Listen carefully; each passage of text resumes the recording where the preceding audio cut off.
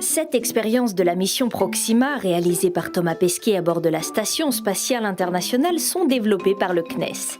Parmi elles, EXO-ISS, un ensemble de 3 expériences imaginées par des lycéens en réponse à un appel à projet lancé par le CNES.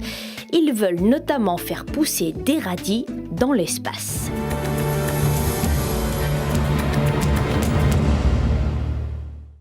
Cérès, l'une de ces 3 expériences, s'intéresse à la croissance de graines en micro-pesanteur, lentilles, moutarde et donc radis.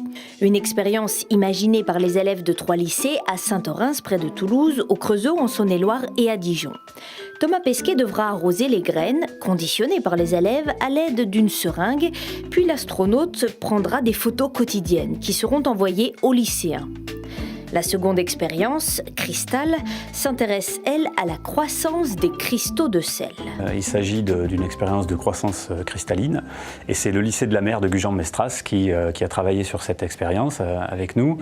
On a réalisé un petit sachet dans lequel on a placé un germe de cristal et Thomas réalisera une solution de sel à bord de la station qu'il injectera directement dans ce sachet de façon à activer la croissance du cristal.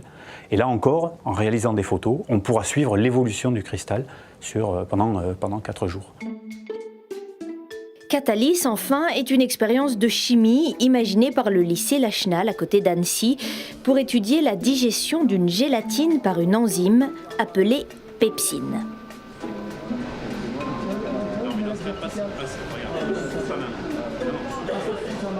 Alors, le développement des expériences éducatives, il a été mené au CADMOS, comme pour les autres expériences Proxima.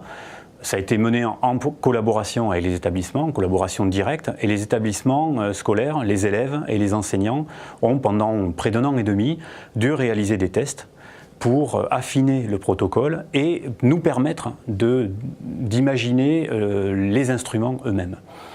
Puisque les expériences elles-mêmes doivent répondre à des contraintes de sécurité, des contraintes d'ingénierie qui sont celles de la Station spatiale internationale.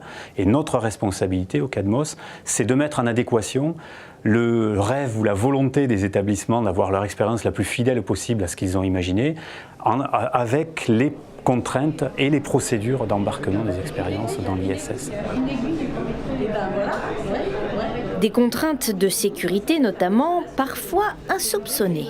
Initialement, c'est de la lessive contenant une enzyme qui était imaginée pour être injectée dans la gélatine, mais les contraintes de sécurité à bord de l'ISS font qu'on ne peut pas embarquer de lessive, même en très faible quantité, puisqu'en l'occurrence il s'agissait de 3 millilitres, risque de fuite et de contact avec les yeux. Donc on a imaginé un protocole assez original dans lequel on injecte une boisson gazeuse dégazéifiée à travers la pepsine qui va ensuite être injectée dans la gélatine et d'observer pendant 3 jours la progression de la digestion en prenant des photos tout simplement. Au-delà de ces lycéens, ce sont des milliers d'élèves, du primaire au lycée, qui grâce au service éducation jeunesse du CNES, reproduiront au sol les mêmes expériences que celles menées dans l'ISS, avec des kits d'expérimentation fournis par l'Agence spatiale européenne. Les jeunes pourront ainsi comparer leurs résultats avec ceux obtenus en apesanteur par l'astronaute Thomas Pesquet. Une initiative pour s'investir dans une aventure spatiale et scientifique exceptionnelle.